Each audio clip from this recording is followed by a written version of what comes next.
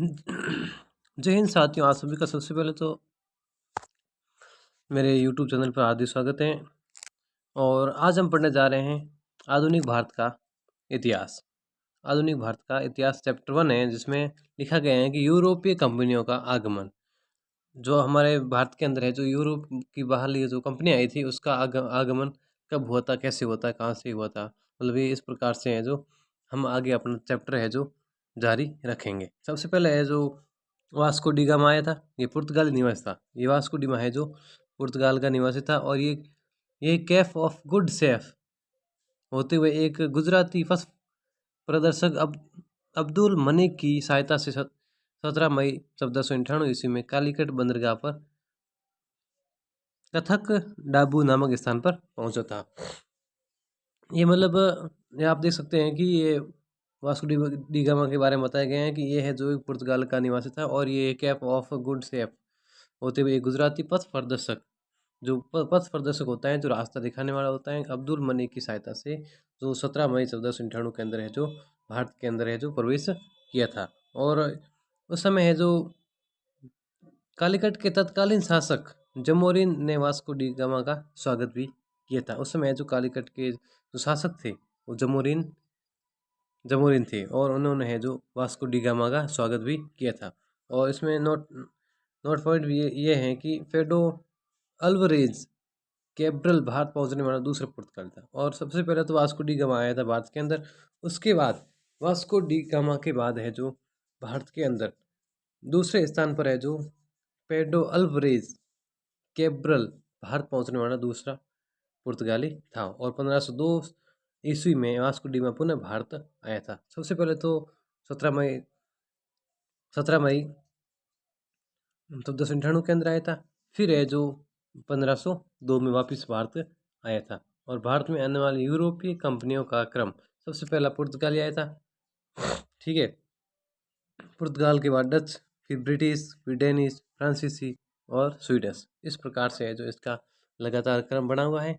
और अब बढ़ते हैं हम पुर्तगाली के बारे में। और 1503 ईस्वी के अंदर पुर्तगाल ने अपनी पहली फैक्ट्री कोचीन में स्थापित की थी। पुर्तगाली आए थे।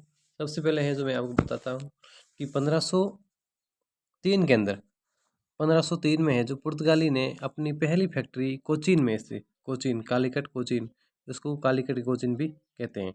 और फ्रांसिस्को डी अल्मोड़ा, जो उन्होंने है जो 1505 से 1509 तक, 1505 से ये मतलब इसने जो यहाँ गवर्नर बनकर आया था। ये भारत में प्रथम पुर्तगाली गवर्नर बनकर आया था। वो गवर्नर 1505 से 1509 तक यहाँ पे भारत के अंदर रहा था। और इसने 1509 में मिस्र, तुर्की व गुजरात की संयुक्त सेना को पराजित कर द्वीप द्वीप पर अधिकार कर लिया था। मतलब इसने जो अपने मिस्र को हराया, तुर्की है, वो गुजरात, मतलब इसकी संयुक्त सेना को पराजित करके द्वीप पर अधिकार कर लिया था। उसके बाद ब्लू वाटर पॉलिसी, ये पॉलिसी हिंद महासागर के व्यापार पर पुर्तगीज नियंत्रण स्थापित करने के लिए अल्मेडा ने शुरू की थी। ये है जो अपने फ्रांसिस्को डी अल्मोड़ा ने जो ये पुर्तगीज नियंत्रण स्थापित करने के लिए अल्मेडा ने शुरू की थी। ये हिंद महासागर के व्यापार पर, यानी ब्लू वाटर पॉलिसी है जो शुरुआत की थी। और पुर्तगाल की राजधानी थी लिस्बन, ठीक है। ये अपन को याद रखना है। उसके बाद है अल्फांसो डी अल्बुकर्क, ठीक है। अल्फांसो डी अल्बुकर्क जो 1509 से 1515 तक रहा था। और सबसे पहले तो देखते हैं कि 1503, हाँ 1505 से, ठीक है, 1505 से 1509 तक तो अल्मोड़ा रहा था। उसके बाद है जो अल्बुकर्क 1509 से 1515 तक यहाँ पर भारत के अंदर। भारत में पुर्तगाली शक्ति की वास्तविक नींव डालने वाला अल्बुकर्क था, क्योंकि इसने जो काफ़ी 6 साल तक यहाँ पे शासन किया था। भारत के अंदर पुर्तगाल शक्ति की जो वास्तविक नींव डालने वाला जो अपने अल्फांसो डी अल्बुकर्क था। और सर्वप्रथम 1503 ईस्वी में भारत आया और उसी समय 1503 ईस्वी में कोचीन में पुर्तगालियों के प्रथम दुर्ग का निर्माण भी करवाया था। और ये 1503 के अंदर भारत के अंदर भी आया था और 1503 में है जो कोचीन में अंदर पुर्तगालियों के प्रथम दुर्ग का निर्माण भी करवाया था। उसके बाद 1509 में अल्बुकर्क भारत में पुर्तगालियों का गवर्नर नियुक्त हुआ।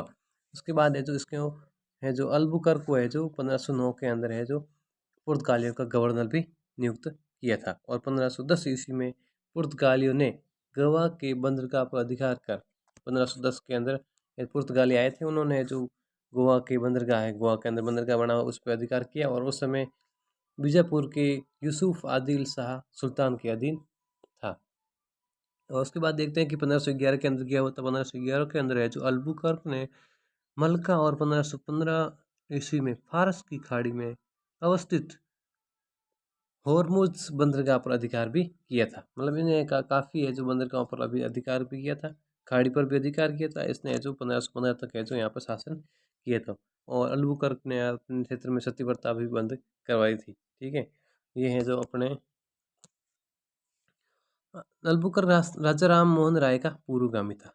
ठीक है, पूर्वगामी जो पथ फसल पहले से ही पथ फिसलने वाला था। ठीक है, पुर्तगालियों को भारतीय स्त्रियों से विवाह के लिए अल्बुकर्क ने प्रोत्साहित किया। पुर्तगालियों को ये मतलब ये अल्बुकर्क था जो अपने देश से जो भी पुर्तगाली थे ना, उनको है जो लेके आया यहाँ भारत के अंदर और उनको प्रोत्साहित किया कि आप है जो भारत की स्त्रियां हैं जो महिलाओं से है जो आप विवाह कीजिए। अल्बुकर्क ने पुर्तगीज सेना में भारतीयों की भर्ती प्रारंभ की थी। इस प्रकार से है जो उसके बाद है जो निहो निहो डी कुन्हा 1529 से 1538 तक रहा था। अल्बुकर्क के बाद दूसरा महत्वपूर्ण पुर्तगाली गवर्नर निहो डी कुन्हा था, जिसने 1529 ईस्वी में भारत में कार्यभार ग्रहण किया और 1530 में शासन का प्रमुख केंद्र कोचीन के स्थान पर गोवा को बनाया गया था। ठीक, 1530 के अंदर है जो भारत का प्रमुख केंद्र पहले तो कोचीन था, उसके बाद है जो गोवा को बनाया गया था। और कुन्हा ने दामन, साल्फेट, सोल, बम्बई, सेंट थॉमस, मद्रास और हुगली में पुनः अपने केंद्र स्थापित किए थे। और 1661 ईस्वी में तत्कालीन ब्रिटिश सम्राट अंग्रेज चार्ल्स द्वितीय ने पुर्तगाली राजकुमार कैथरीन से विवाह कर लिया और पुर्तगालियों ने चार्ल्स द्वितीय को मुंबई द्वीप देश में दे दिया था। 1661 के अंदर है जो ब्रिटिश सम्राट कौन था, अंग्रेज चार्ल्स द्वितीय ने पुर्तगाली राजकुमारी कैथरीन से विवाह कर लिया। जो पुर्तगाल की राजकुमारी थी कैथरीन से विवाह किया और पुर्तगाली ने चार्ल्स द्वितीय को मुंबई द्वीप देश में दे दिया।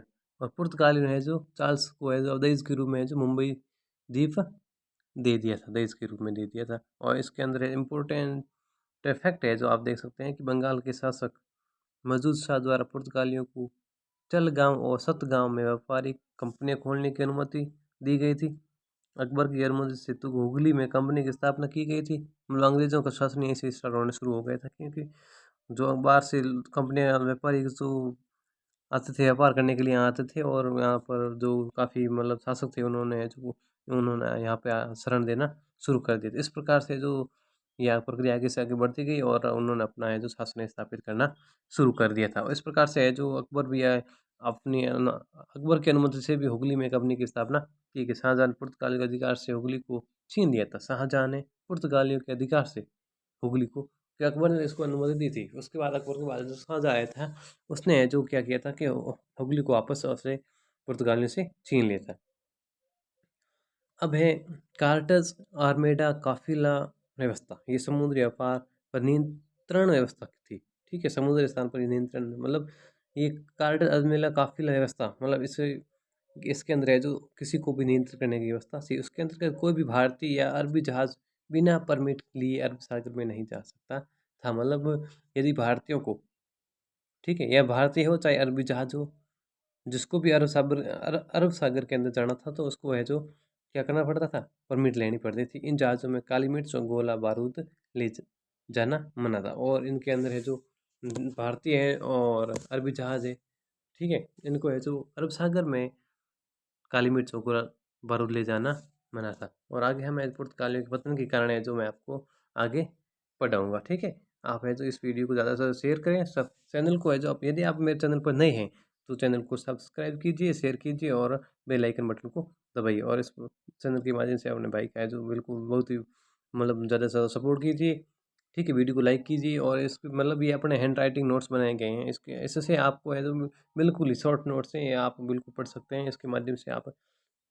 ठीक है, और इसमें तो लगभग काफ़ी हद तक पूरा मतलब जो लिखा हुआ है वो पूरा छाप दिया गया है और आगे हमें जो पुर्तगालियों के पतन तो का के कारण है जो हम आगे ज़रूर पढ़ेंगे। ठीक है, धन्यवाद।